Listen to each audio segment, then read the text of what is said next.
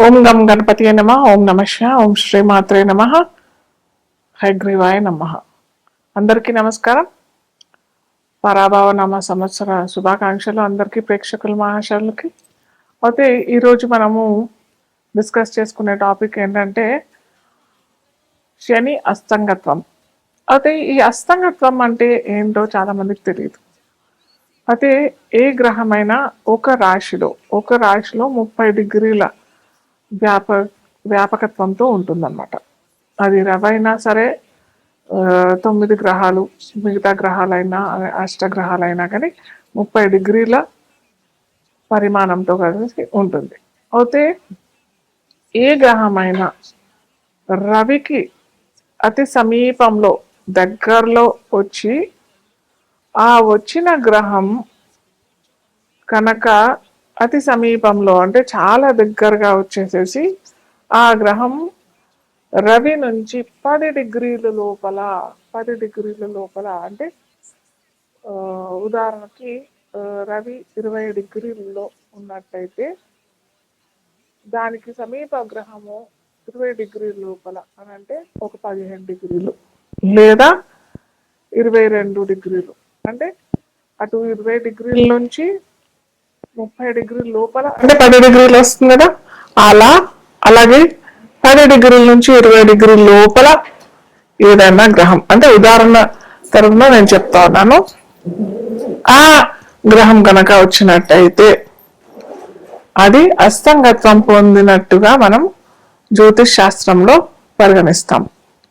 అయితే ఇప్పుడు మనకి శని మీనరాశిలో సంచరిస్తుంది, ఆ సంగతి అందరికీ తెలిసిందే. అలాగే శనితో పాటు రవి అంటే సూర్యుడు కూడా సంచరిస్తున్నాడు. సో ఈ శని రవి సూర్యుడికి అతి సమీపంలో వచ్చింది. ఈ వచ్చిన ఈ దాన్ని మనం ఏమంటామంటే ఇంతకు ముందు చెప్పుకున్నాం కదా, 10 డిగ్రీల లోపల వచ్చినట్టయితే దాన్ని అస్తంగత్వం పొందుతుంది అని అంటాం.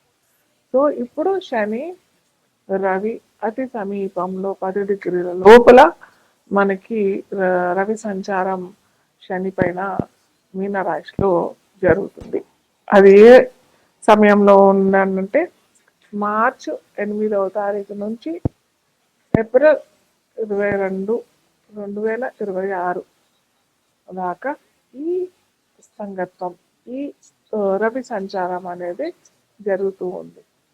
సో దీనివల్ల ఏ రాశుల వారికి ఎలాంటి పరిణామం ఎదుర్కోగలుగుతారు, ఎలాంటి సంఘటనలు ఎదుర్కొంటారు, మనము ఒక్కొక్క రాశిగా మనం చూసుకున్నట్టయితే, ముఖ్యంగా ఒక గ్రహం అస్తంగత్వం పొందుతుంది అని అంటే దాని యొక్క కారకత్వాలు, అంటే దాని యొక్క ఫీచర్స్ అన్నీ దెబ్బతింటాయి.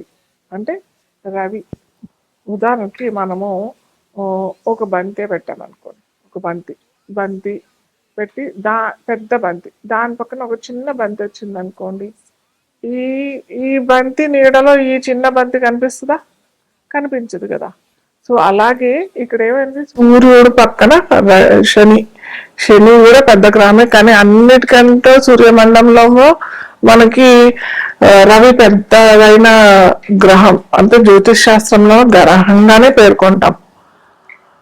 అయితే ఈ సూర్యుడు శనిని దగ్గరగా అతి సమీపంగా వచ్చి ఆ శని కారకత్వాలన్నిటినీ తనలోని నిగుడికించుకుంటాడు కాబట్టి దీన్ని మనం అస్తంగత్వం అని పేర్కొంటాం. ఆ శని కారకత్వాలు అంటే ఏంటి? శని అందరికీ తెలిసిందే కర్మకారకుడు, వృత్తి కారకుడు, మన యొక్క కర్మాలన్నిటినీ దహింపజేసేవాడు శని. ఆ శని కారకత్వాలు ఇప్పుడు ఈ 40 రోజుల్లో అస్తంగత్వం పొందుతుంది. అంటే ఆ కారకత్వాలన్నీ కొద్ది కొద్దిగా తగ్గిపోతాయి. దీనివల్ల ఏమవుతుంది, దీనివల్ల ఏ రాశికి ఎలాంటి ఫలితాలు వస్తాయి, అది మనము ఇప్పుడు ఒక్కొక్క రాశిగా మనము చూసుకుందాం. సింహ లగ్నం వారికి మనం ఇప్పుడు చూసుకుందాం. సింహ లగ్నం తెలియని వారికి రాశి అని చూసినట్టయితే సింహ రాశికి అధిపతి ఎవరు? సూర్యుడు. సాక్షాత్తు మనకి పన్నె ద్వాదశ రాశులకి నవగ్రహాలకి అధిపతి అయిన సూర్య భగవానుడు. సో ఈ సూర్యుడు వల్లనే శని అస్తంగత్వం పొందుతున్నాడు. ఎక్కడ? మీనరాశిలో అస్తంగత్వం పొందుతున్నాడు. ఇక్కడ సూర్యుడికి చాలా బలం, అవునా కదా? లగ్నాధిపతి రాశి అధిపతికే చాలా మంచి బలం. అతను అనుకున్నది నెరవేరుతుంది. ఉద్యోగ ఫలితాలు, ఉద్యోగ అవకాశాలు చాలా వస్తూ ఉంటాయి. కాకపోతే ఇక్కడ శని కర్మకారకుడు కాబట్టి కొద్దిగా డిలే చేసే అవకాశాలు ఉంటాయి. ఎందుకంటే సింహరాశికి సింహ లగ్నానికి రవి అష్టమంలో ఉంటాడు. సంచార రవి అష్టమంలో ఉంటాడు కాబట్టి కొద్దిగా ఉద్యోగ అవకాశాలు డిలే అయినా కానీ రిజల్ట్స్ బాగుంటాయి. ఎందుకంటే నెక్స్ట్ మేషరాశిలోకి వెళ్ళిపోతాడు కాబట్టి మేషరాశిలో వెళ్ళినప్పుడు రవి ఉత్సవంలో పొందుతాడు కాబట్టి ఇప్పుడు మీరు ఎన్ని అప్లికేషన్స్ పెట్టుకుంటే అంత మంచిది. మీకు చక్కటి ఫలితాలు ఇస్తాడు. కొద్దిగా జాప్యం అవుతుంది, కొద్దిగా డిలే అవుతుంది, కొద్దిగా రిజెక్షన్స్ అవుతాయి. కానీ కంగారు వద్దు, కంగారు పడకండి. ఇది మంచి అవకాశము, మిమ్మల్ని మీరు సరిదిద్దుకునే మంచి అవకాశము. ఎందుకంటే నెక్స్ట్ ఏప్రిల్లో మంచిగా రవి సంచారం జరుగుతుంది. అలాగే మనకి గురువు కూడా లాభంలో ఉన్నాడు కాబట్టి చక్కటి అవకాశాలు, చక్కటి ఫలితాలు వస్తాయి. కానీ కొన్ని రిజెక్షన్స్, కొన్ని ఆబ్స్టకల్స్, కొన్ని అవరోధాలు, కొన్ని అడ్డంకులు ఇవన్నీ జరుగుతాయి. జరిగిన తర్వాత మటుకు ఖచ్చితంగా మంచి ఫలితాలే లభిస్తాయి. సో మీరు చేసుకోవాల్సింది ఏంటంటే ముఖ్యంగా ఉద్యోగస్తులకి, వ్యాపారస్తులకి కూడా కొద్దిగా మీరు రెమెడీ చేసుకోవాలి. ఎందుకంటే షష్టాధిపతి ప్లస్ అష్టమాధిపతి అవుతాడు ఇక్కడ శని. కాబట్టి వీరికి సింహరాశి వారికి వ్యాపారస్తులైనా కానీ, ఉద్యోగస్తులైనా కానీ, ఇటు సామాన్యులైనా కానీ వైవాహిక జీవితంలో కొన్ని అవరోధాలు, కొన్ని ఆబ్స్టకల్స్ వచ్చే అవకాశాలు కూడా ఉంటాయి. కాబట్టి ప్రతి ఒక్కరూ సూర్యారాధన ఖచ్చితంగా చేసుకోవాలి. ఇది వేసవి కాలం, మేము చెయ్యలేము, మేము ఇవ్వలేము, ఇవంతా వద్దు. ఖచ్చితంగా పొద్దున్నే లేచి సూర్యోదయానికల్లా లేచి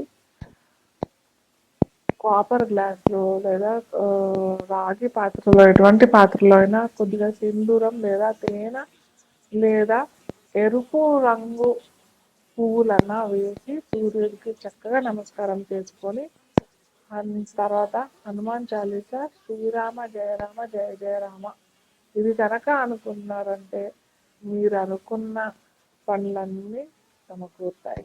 సో ఇప్పటి నుంచి నేను ప్రతిసారి లాస్ట్లో మీరు స్టార్టింగ్ నుంచి ఎండింగ్ దాకా చూసినట్టయితే నేను ఎండ్ ఆఫ్ ది ఈ ఎపిసోడ్లో ఒక చిన్న రెమెడీ మీరు ప్రతి ఒక్కరు ఎవరైనా కానీ ఇది చేసుకోవచ్చు.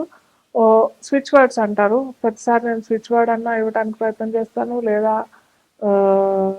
న్యూమరాలజీ ప్రకారం ఒక నంబర్ అయినా ఇవ్వడానికి ప్రయత్నం చేస్తాను. ఆ నంబర్ అన్నా, ఆ వర్డ్ అన్నా మీరు కనుక చేసినట్టయితే, ఇది వేదిక్ స్విచ్ వర్డ్, ఇది చేసినట్టయితే మీకు సత్ఫలితాలు అందరికీ లభిస్తాయి. ఇది విద్యార్థులైనా కానీ, గృహిణులైనా కానీ, వ్యాపారస్తులైనా కానీ, ఉద్యోగస్తులైనా కానీ ఎవరైనా చేసుకోవచ్చు. ఒక చిన్న వర్డ్ ఇది, కల్మషి. కల్మషి అనే ఈ వర్డ్ మీరు కనుక రోజు 200 సార్లు చదివినట్లయితే మీ కోరికలు తీరుతాయి. కోరికలు అనంటే ఏదో కామక్రోధ వాంఛలు ఇలాంటి కోరికలు కాకుండా సత్కోరికలు, మంచి కోరికలు. మా పిల్లలు ఉన్నతిగా రావాలి, లేదా నాకు వివాహం కావాలి, లేకపోతే నాకు ఉద్యోగం కావాలి. అలాగే కొంతమంది ఉద్యోగం ఏదో చిన్న ఉద్యోగం కాకుండా వారికి ఎంత ఉద్యోగంలో జీతం లభించాలో అంత కాకుండా ఎక్కువ ఆశిస్తుంటారు కూడా. అలాంటి వారికి కాకుండా సత్కోరికలు, మంచి కోరికలు, మీకు సరి అయిన కోరికలు, కామ క్రోధ కోరికలు కాకుండా మీరు కనుక ఇది పఠించినట్టయితే ఖచ్చితంగా మంచి ఫలితాలు ఇస్తాయి. కల్మషి, మళ్ళీ చెప్తున్నాను, కల్మషి ఇది రోజు 200 సార్లు ఖచ్చితంగా నమ్మి చేయండి. ఖచ్చితంగా మంచి ఫలితాలు అయితే మీకు లభిస్తాయి.